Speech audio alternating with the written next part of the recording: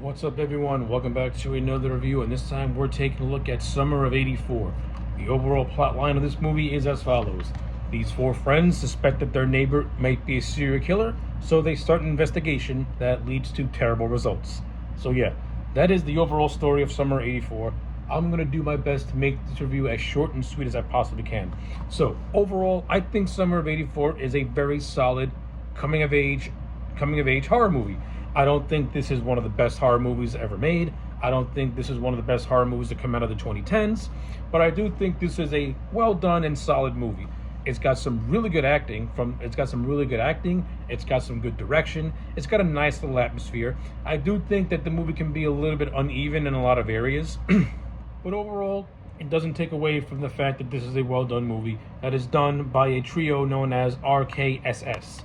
I thought these guys did an absolutely good job at directing this movie. It's got a good pay. It's got good direction. Got solid cinematography. The production values really make you feel like you're in 1984 suburbia, and they just do a really good job at creating this small town in which everyone knows everyone. Everybody has an understanding of everybody, but you also have that. But in that small town, it's so banal that you just want something exciting to happen just to get you out of that boredom. And that happens to this kid named Davey and his friends, where Davey, sees his neighbor, Mr. Mackey, have a kid in his house, and then that kid mysteriously goes missing. And now Davey, who's also a conspiracy theorist, he comes up with this whole notion that Mr. Mackey might be a serial killer that has been terrorized. So, Davey thinks that Mr. Mackey is this serial killer that's been terrorizing the neighborhood up to 10 years before the events of this film. And of course, that's what gets the ball rolling on him and his friends Faraday, Eats, and Woody to pretty much do their own little investigation. And to me, the best parts of this movie are the four friends. I think the four actors who played the roles did a really, really good job. I thought the kid who played Davey, he didn't come across as annoying to me. He came across as somebody who's curious, but also true to his ways, but also very, very naive in a lot of ways. And I thought the actor played it. The actor played it to the point where you never got tired of Davey, and you still rooted for Davey, even though even though he can be in way over his head. I like that. You need to have a talented actor to make the character of Davey likable, because if a lesser actor played this character, Davey could have been very close to insufferable. But luckily, the writing for the most part was good enough for Davey, and the performance really helped give the character some shine and some charisma. Because when Davey's is in peril, you feel for him and you want to make sure that he gets out of that trouble. When Davey's doing his investigation of Mr. Mackey, you get that sense of hey, he might be onto something here, because he's really convinced that this thing is happening. I like it. It's really well done. And his three friends, they're also pretty cool. They have of course, his three friends are also archetypes. You got Eats, who was the stereotypical jock type of dude. You got Faraday, who was the nerdy guy, the nerdy kid, and you got Woody, who was the fat boy, so to speak. Even though his three friends are stereotypes, they also bring charisma to the roles. And the four friends, their friendship to me feels authentic. It feels real. So that way, when they're doing their investigations or when they get into trouble, I feel for them and I like it. And I also kind of I don't mind the little romance that Davey has with his crush. That was innocent in a way. That was innocent enough without being too grating or overbearing. And she also plays a nice little role in the investigation as well. So that was pretty cool. The actor who plays Mackey, I don't remember what his name is, but I've seen him in Glow on the Netflix show about the women's wrestling. I thought he was okay in that. But in this movie, I thought the actor who played Mr. Mackey was actually really good. The actor's name, I believe, is Rich Summer, who plays Mr. Mackey, and he did a really good job in the role. He did really good job at making Mr. Mackey feel like this stereotypical, howdy-doody nice guy in a way. He's a cop in the town. He's well liked for the most part by everybody. But you also get the sense that maybe something might be off, and that this nice guy persona, he's maybe laying it on a little too thick, even from Jump Street. I mean, the movie kind of does telegraph it that this guy is going to be the killer. I think the movie would have been better if it had more red herrings to throw you off a little bit. But that's just a flaw in the writing. In terms of how the movie executed everything, yeah, it is telegraphed, and maybe one or two red herrings to throw you off would have did the movie a little bit better. At least to me, it would have made the movie much more interesting if maybe there was like another killer on the loose in this small town that would just so happen to coincide with Mackie. It could have made the movie more interesting, and it could have made Davey kind of second guess his choice of Mackie being the killer. But for what we got, I thought Rich Sommer did a really good job at playing Mackie as like this stereotypical nice guy, and then when you get to like the last 10 to 15 minutes, he really turns on the creep factor, and you really feel that he's going to kill Davey. I mean, he already killed Woody by slitting his throat in a very just come out of nowhere scene. Like when Mackie gets a chance to really sell himself as a threat, it kind of makes me wish that we would have saw more of that instead of waiting for the last 5 minutes. Like, that's just me personally.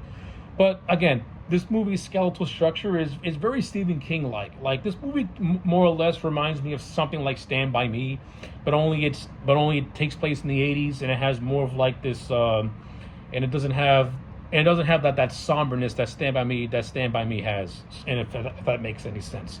But yeah, like, you can watch Stand By Me in summer of '84, and you can see a lot of parallels. Like the four friends, it's the summer, they're going on this like adventure.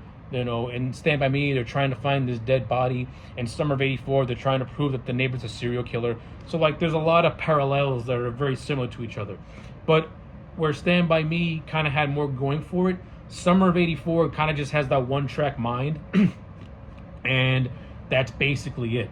Like it just has a one-track mind, and then once Mackie's outed as the killer, it kind of just ends, so to speak. That's it. Yeah, the movie just kind of ends once that happens. Like, there's not really any resolution once Mackie's outed. I mean, again, I give the movie credit for actually having some balls by having a kind of bleak ending, because the last thing you really see is Mackie kill Woody, leave Davey in perpetual fear, and at the end of the movie, the girl that Davey likes, she goes away, and his two friends, Eats and Faraday, they more or less distance themselves away from him, because in their mind, because of Davey's hard-nosedness, he got their friend killed, so they want nothing to do with him. And that's basically it in terms of this movie's ending.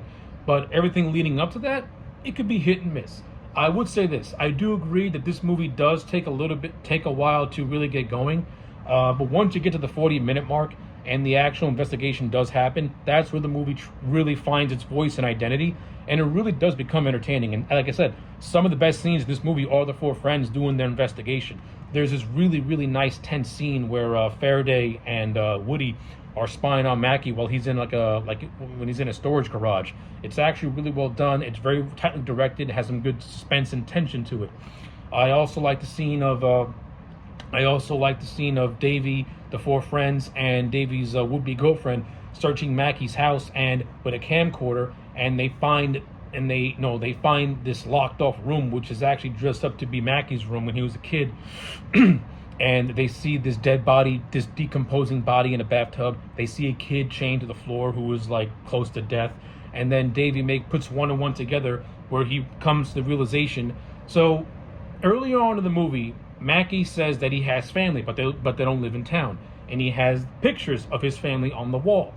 But when you get to the climax of the movie, Davey sees these pictures fully, and he realizes that these are not Mackie's families. These are pictures of his victims, of the kids he killed, and it's revealed that Davey was next. Now, of course, they give this tape to the cops.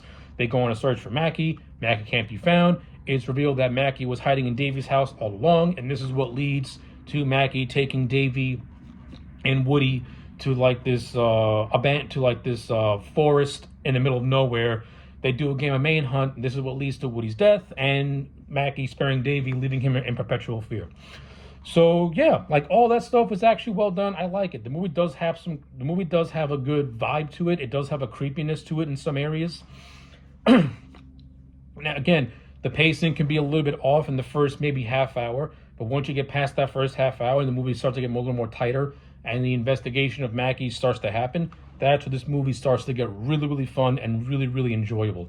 But like I said, this movie's also bogged down by being one-minded, because it's pretty much really not well hidden that Mackie's the killer. But like I said, if this movie would have had maybe 1 or 2 red herrings to throw you off, it would have made the revelation, to me, feel much more rewarding, because Davey and his friends could have got sidetracked by another killer that was going on at the same time, throwing them off Mackie's trail. And the movie really didn't play with the notion of Mackie being the cop and him throwing the kids off to someone else, which also could have been very diabolical and very cool to see. That didn't happen at all. But yeah, with all that being said, I'm going to give The Summer of '84 a solid 7 out of 10. I do think this is a very enjoyable movie, and if you have not seen it, give it a watch. It is pretty good.